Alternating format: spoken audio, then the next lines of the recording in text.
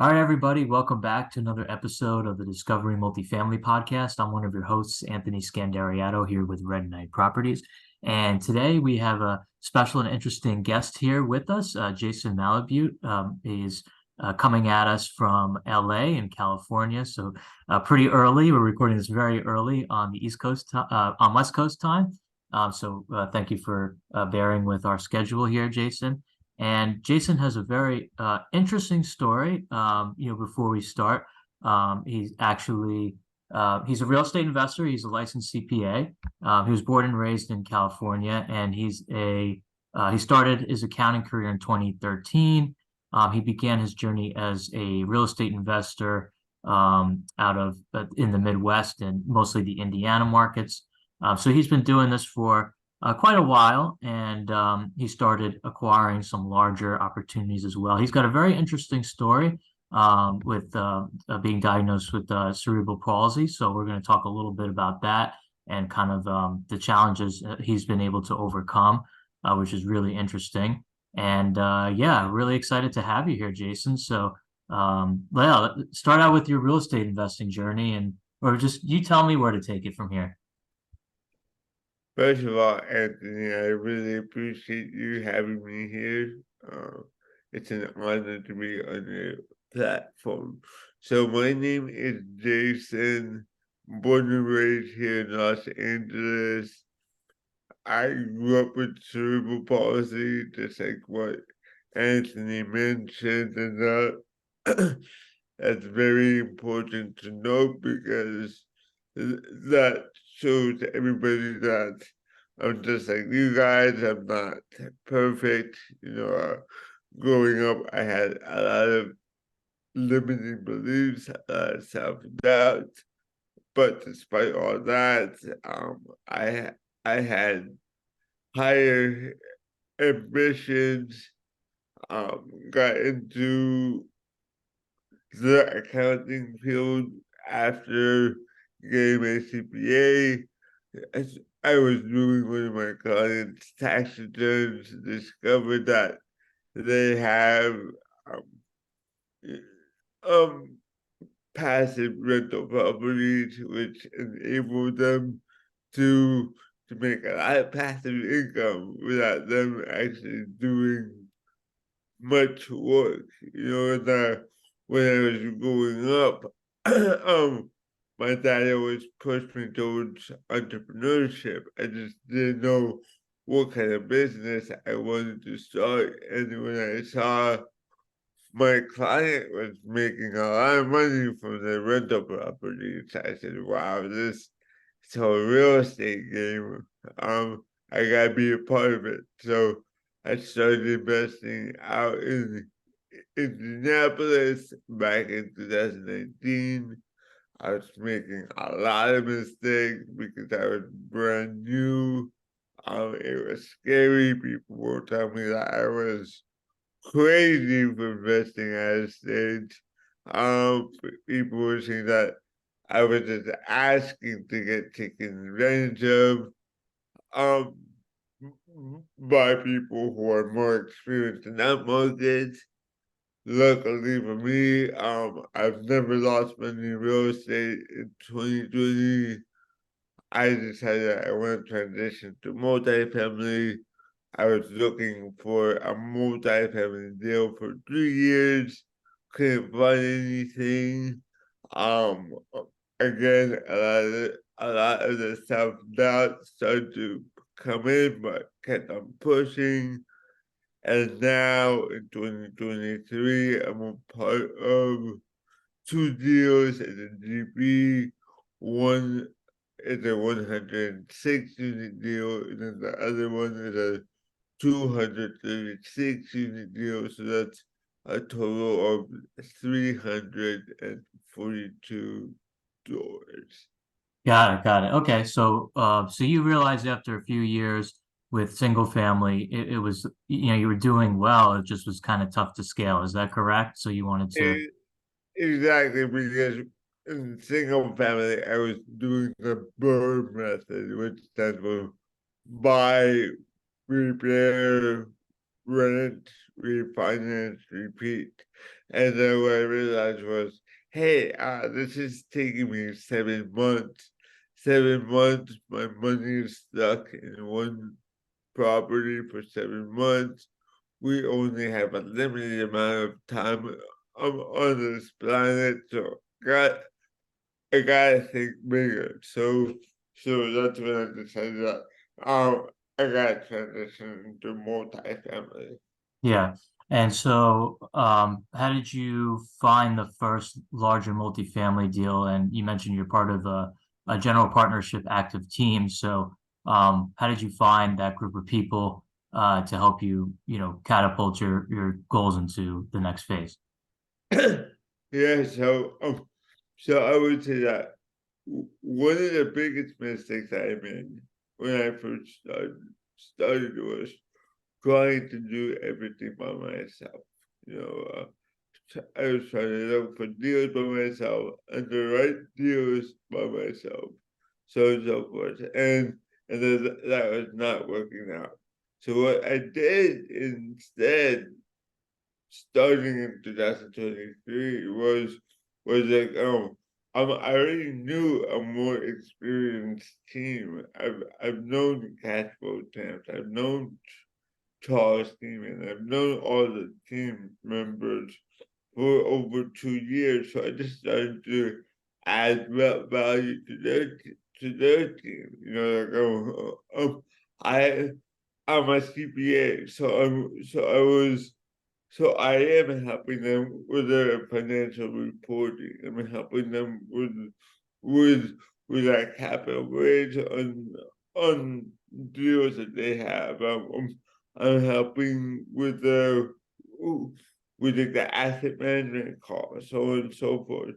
So by me adding value, I was able to become a general partner on a 106 unit deal and a 236 unit deal very quickly. Nice. And so that the first one you acquired was in 2020, and then the next one was 2023. Is that correct? No, no, so both of them I acquired in 2023. What I was saying was I was starting to look for multi-family deals in 2020. Got it. Okay. That makes a lot of sense. Yeah. So you kind of found your value where you can add as part of that team. So what's the next steps for you in your business in terms of what you're looking for growth, or are you trying to maintain what you just started, on the multifamily side, see how it goes? Like what's the next steps for you, Jason? So Anthony, I'm pretty sure that you are excited like how I'm excited about 2024 and 2025 because, as you know, interest rates have been skyrocketing for the last few months, which is creating a lot of fear in the market, a lot of uncertainty. A lot of groups are putting their pencils down. Um, there's a lot of distress for current owners. So I see this as an opportunity to really ramp up our portfolio. So I'm excited for that because people always say like, oh, I wish I was investing in 2008, 9, 10, 11, 12 because if I was investing back then, I'd be in a completely different situation than I am now. Well, here is your second chance. I think that 2024, 2025 is gonna be the biggest shift in wealth that we have ever seen. So I think that right now is the best time to be in our real estate. And if you don't know much about real estate, if you don't have experience in real estate, I would suggest that you get into a mentorship program. Yeah, can you talk about that a little bit more?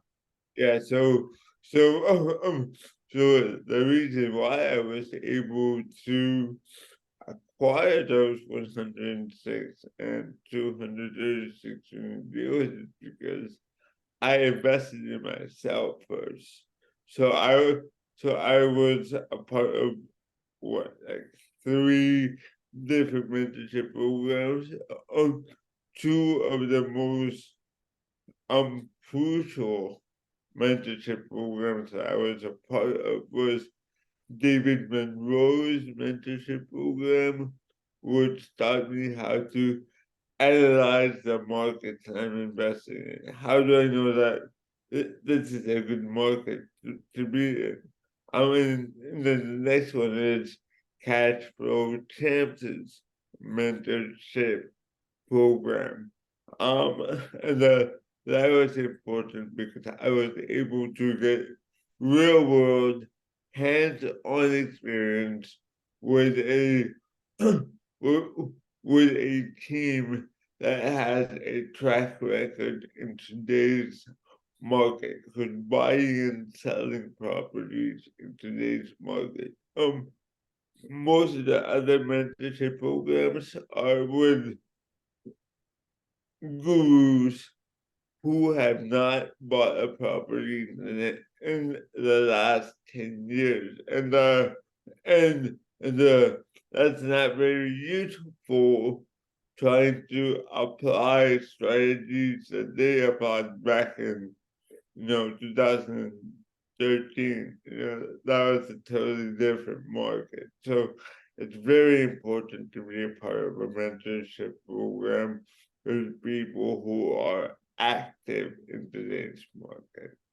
Yeah, like you said, it was a very different market back then, and there's a lot of different mentorship programs out there, and it's hard to determine which one is real or not. So it looks like you did a lot of research from there. Kind of talking to my audience about, whether they're looking to start out in real estate investing. Do you recommend going the route that you went with, starting with the single family and then, or jumping right in? What do you think?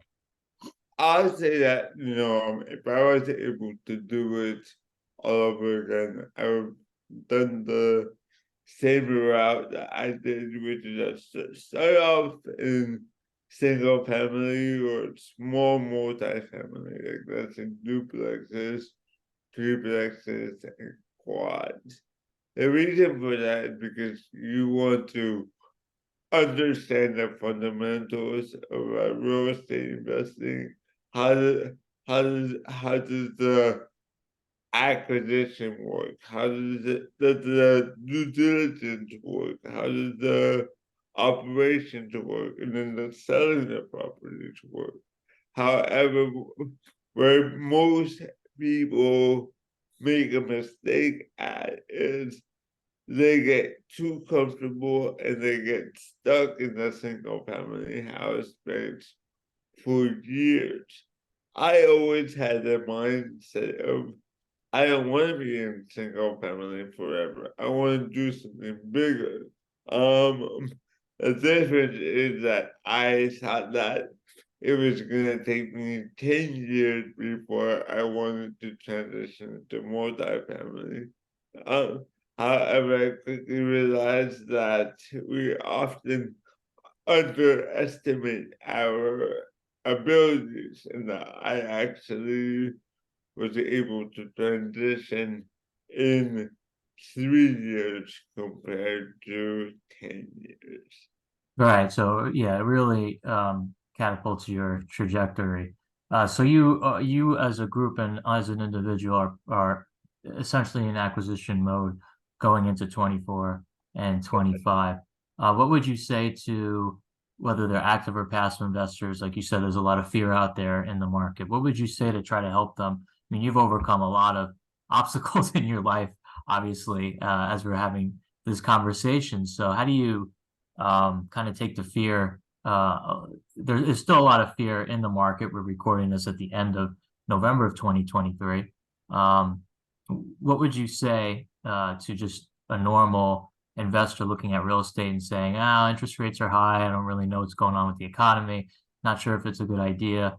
How do you kind of overcome those, beliefs that maybe are set in stone, and then, coming out of an economic cycle that could completely change, just like that. It just might, just might take some time. So what would you say to those investors? I would say that first of all, real estate it runs in cycles, right? So people often forget that back in 2008, 9, 10, the market was probably worse than it is now. And I imagine where you would be if you bought properties back then, and that you were able to ride the cycle up. Number two is that since there is a lot of uncertainty in the markets right now, it's even more important to have conservative underwriting. For example, we can have anywhere between 6 to 12 months of operating reserves. Make sure that you pad up your CapEx. Um, Make sure that you are not, using pro forma for your rent projections, for your rate caps. Regardless of what market you are in, except for here in Los Angeles and New York, you should not be using anything less than a 6 cap. Again, that's why it's important for you to really know your market, know all the brokers, know all the owners, so that you have a good understanding about where cap rates should be right now. Um, the most important thing is is that it doesn't matter if you're a passive investor or an active investor. Make sure that you are investing or doing business with a reputable team. People who who know what they are doing, because because it doesn't matter how great the deal is, if you are working with people who are not trustworthy, then it's pointless for you to be investing in a real estate deal. No, I agree. It comes down, you made the best deal in the world, but if there's a partnership dispute, or, there maybe there's a disagreement between certain roles as part of your team, it could completely, you know, it doesn't happen like this, like, in terms of a vertical line going downhill, but it slowly goes. So it's definitely some words of wisdom. As we wind down our podcast today, Jason, as we're coming up on some time, where can my audience find you, learn more about you, and connect with you? Yeah, you can go to my personal website, which is at www.jason Malabute Malabute.com, or you can go to our team website, which is our cashflowcampus.com. You could check out our portfolio there and our track record there. And then also you can find me on all social media platforms: Facebook, Twitter, Instagram, TikTok, YouTube. Just type in Jason Malabute. Well, Jason, I will put a link to your website as well as some of the other social media links that you reference in our iTunes description and on our social media as well. So for our audience, definitely reach out to Jason if you're looking to connect with him and learn more about him and what he's up to. So want to thank you again for waking up bright and early on the West Coast to join our show today, and look forward to keeping in touch and following what you're doing. Definitely. And thank you again for having me. Thank you.